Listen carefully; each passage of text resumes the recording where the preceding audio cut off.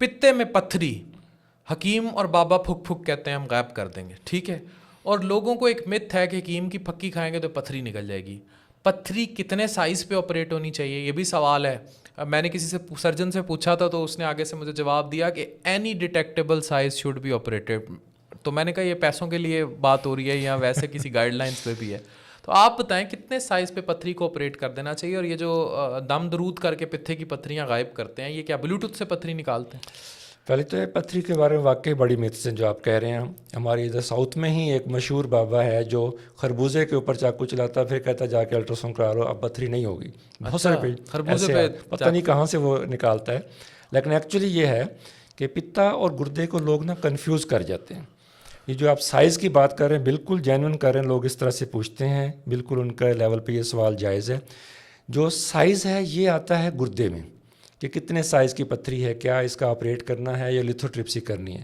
جہاں آتا ہے بات پتے کی پتھری کا، اس میں سائز میٹر نہیں کرتا، اس میں سمٹمز میٹر کرتے ہیں کہ کیا یہ سمٹومیٹک ہے، کیا جو پیشنٹ کو کمپلینٹ ہے، کیا درد آتی ہیں ہے، کمپلینٹس؟ درد پتھری ہو، پتے میں پتھری ہو تو درد ہوتا ہے سینٹر میں یا رائٹ سائڈ لوور ربس کے پیچھے، کولیسسٹائٹس، یا ان کو گیس کا ایشو رہتا ہے، یا ان کو رات کے 2 بجے اگر شام کو کھانا انہوں نے آئلی چیز لی ہے تو رات کو 2 بجے اٹھنا پڑتا ہے پین کے ساتھ، جو تھوڑی دیر کے لیے ہوتی ہے ریزالو ہو جاتی ہے، کولیکس کی صورت میں ہوتا ہے. تو اگر تو یہ سمٹومیٹک ہے تو پھر چاہے پتھری 1 ہے چاہے پتھریاں 100 ہیں چاہے 1 جن کو سینٹی میٹر بڑا کی ہے. دائمی گیس کا ایشو ہو اور پتے میں پتھری بھی ساتھ ہو تو مطلب وہ انڈیکیشن ہوگی آپریٹ کی. نہیں، یہ انٹرلنک کیسے ان کو چاہیے پہلے گیسٹرونٹالوجسٹ سے رول آؤٹ کروا لیں کہ کیا یہ جو گیس کا ایشو ہے یہ واقعی ہی پتے کا ہے یا میدے کا ہے. کیونکہ سم ٹائم اسے کہتے ہیں پوسٹ کولیسسٹیکٹمی سنڈروم، کہ بہت سارے سرجنز ہیں وہ اس طرح غلطی سے آپریٹ کر دیتے ہیں، ایکچولی ایشو اسٹمک کا ہوتا ہے یا انٹسٹائنل موٹیلیٹی ڈس آرڈر ہوتا ہے، جس کی وجہ سے وہ آپریٹ پتے کا کروا لیتے ہیں، پتھری دیکھی اور آپریٹ ہو گیا.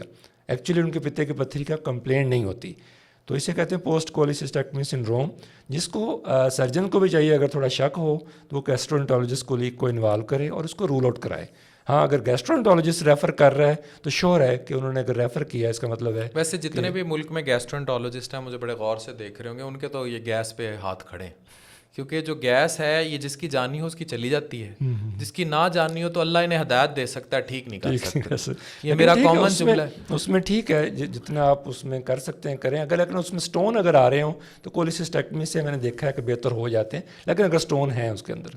باقی جو ہماری جو گیس کے، میں آپ کو یہ لوگ ہمیں سن رہے ہیں، جو میری کلینکل آبزرویشن ہے اور جتنا پڑھا، ہماری جو بیڈ ڈائٹری ہیبٹس ہیں اور ہمارا جو سیڈنٹری بیٹھے رہنا کا یہ جو لائف سٹائل ہے، پھر وہی سینٹرل اوبیسٹی، یہ بڑا پرموٹ کر رہا ہے ہماری گیس. پھر جو ایک متھ بن گئے ہیں جو لوگ پڑھتے ہیں اور اس کو ریلیٹ کرتے ہیں، پھر IBS کے مسئلے ہیں، نان السر فنکشنل ڈسپیپسیا کے ایشوز ہیں، وہ اتنے زیادہ ہو چکے ہیں. ڈپریشن، اسٹریس، ایسڈ پیدا ہونے کی بہت بڑی وجہ ہے اسٹریس میدے میں، تو پھر گیس بہت زیادہ. تھینکس ٹو یو، آپ کی اس اویئرنیس کمپین سے میں خود گواہ ہوں کہ بہت سارے پیشنٹ ایسے ہیں جو راہ راست پہ آئے ہیں، جو اس قسم کی فضول چیزیں کھاتے تھے. آپ کے توسط سے جو ایک اتنی میسو کمپین گئی ہے نا، لٹرلی بہت سارے لوگوں کو میں نے دیکھا ہے کہ وہ ہیلدی ڈائٹ کی طرف آ رہے ہیں. تو اس طرح جتنا آپ اچھا پازیٹیو کنٹینٹ دے رہے ہیں، میں نہیں سمجھتا کوئی بھی اس طرح سے اس پلیٹ فارم کو اتنا پازیٹیو یوز کر رہا ہے. ماشاء اللہ، بہت شکریہ. تو آپ کا بڑا کلیئر ہے کہ کوئی بھی ڈیٹیکٹیبل پتھری کا کوئی بھی سائز ہو، یا پھر آپ کو سمٹمز آ رہے ہوں، یعنی کہ دائمی گیس نہیں جا رہی اور مسئلے ہو رہے ہیں اور تنگ کر رہا ہے آپ کو، رات کو کالکس ہو رہے ہیں، تو پھر آپ پتے کی پتھری کو آپریٹ کرائیں گے.